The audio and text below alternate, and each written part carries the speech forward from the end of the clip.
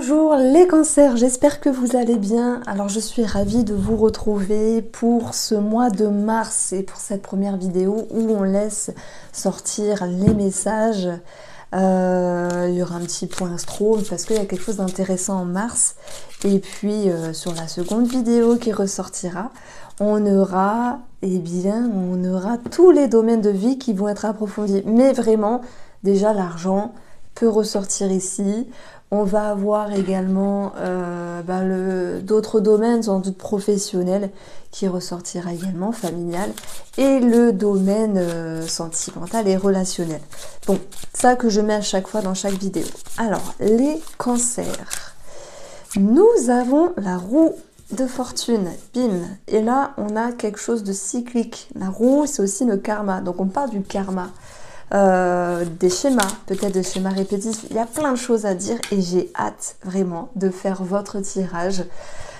Voilà, ça fait plaisir. Regardez-moi tout ça, ça fait plaisir. Le chariot, le succès, le bonheur. Bon, de toute manière, on a ici plusieurs situations qui ressortent.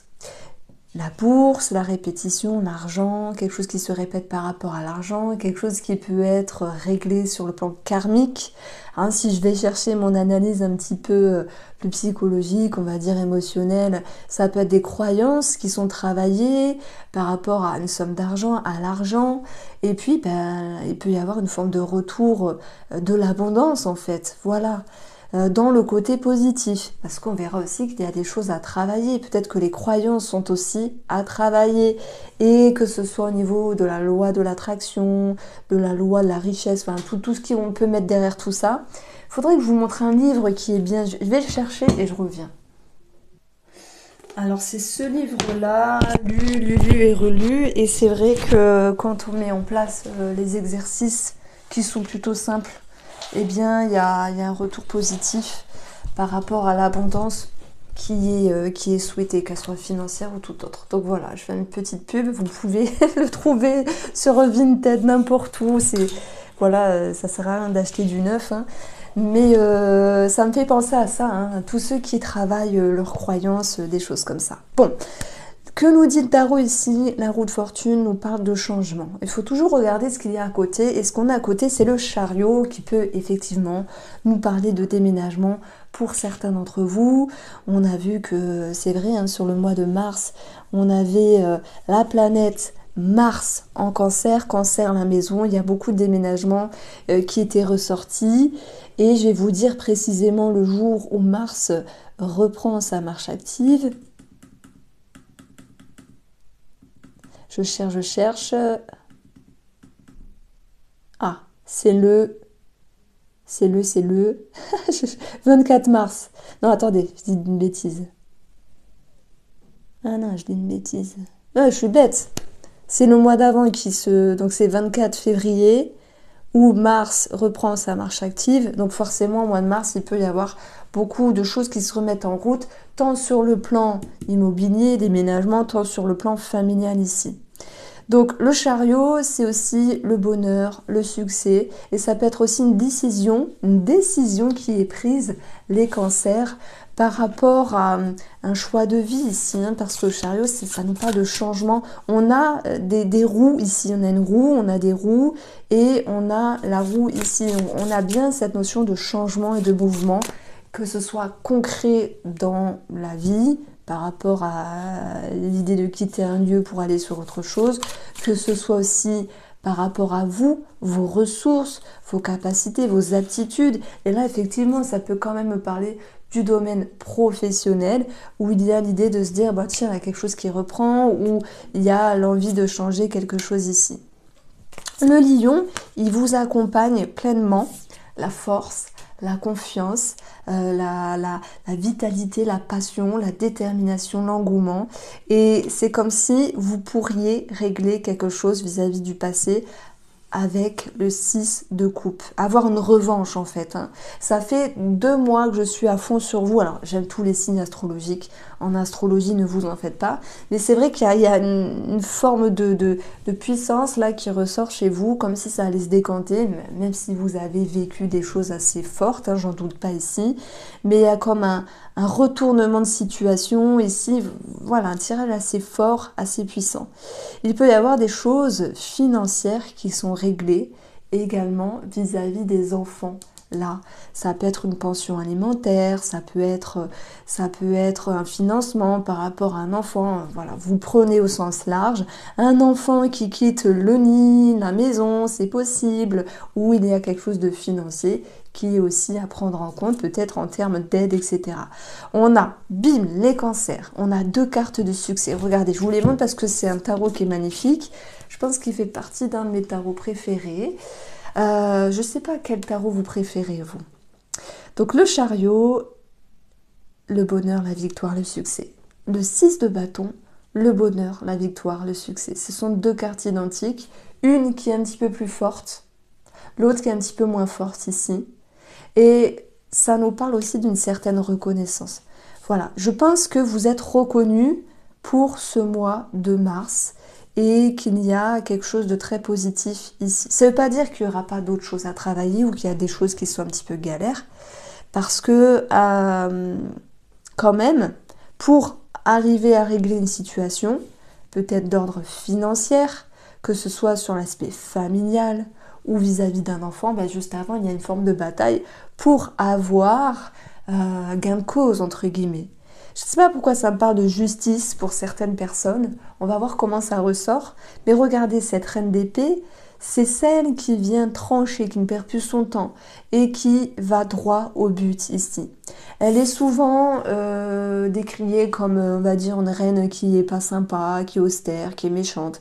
Ben moi, je l'aime bien cette reine parce que des fois, on en a besoin. On a besoin de cette énergie-là pour pouvoir se dire, allez, basta, je perds plus mon temps et je vais droit au but, je vais là où c'est bon pour moi. Et c'est ce que je ressens, les cancers, dans votre tirage, c'est que vous avez quelque chose en tête, vous foncez. Vous voulez parfaire votre bien-être et retrouver votre bonheur, vous foncez. Il y a un déménagement en vue, ça se fait, vous foncez. Il y a quelque chose qui se solutionne, même si il peut y avoir des petits blocages malgré tout sur le plan financier, parce que le lion, lui, il montre ses dents, vous voyez, et il montre ses crocs plutôt. Ben voilà, vous reprenez une situation en main. Vous allez dire, Irène, tu nous brosses dans le sens du poil. Ben écoutez, regardez les cartes. Regardez les cartes. Si, le petit truc embêtant que je ressens ici, c'est un travail qui doit être fait sur votre richesse intérieure, vos ressources, vos capacités.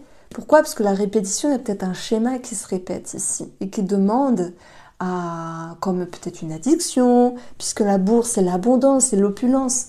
Donc il y a peut-être un travail à faire sur une addiction, mais j'ai l'impression que le jeu nous dit que vous avancez ici.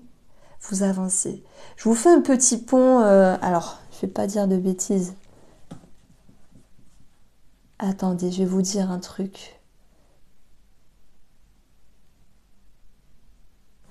Je vais vous dire un truc. Je ne sais pas si vous allez entendre, mais il y a une souris qui gratte dans mon mur. Moi, j'aime beaucoup l'astrologie.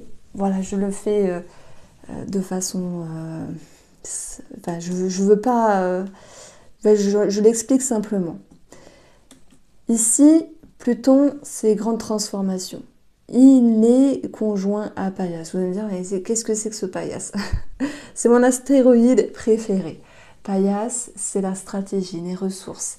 Ça va être aussi vos facultés, vos capacités, tout ce qui est facile, fluide en vous, votre aptitude à faire, à aller de l'avant, etc.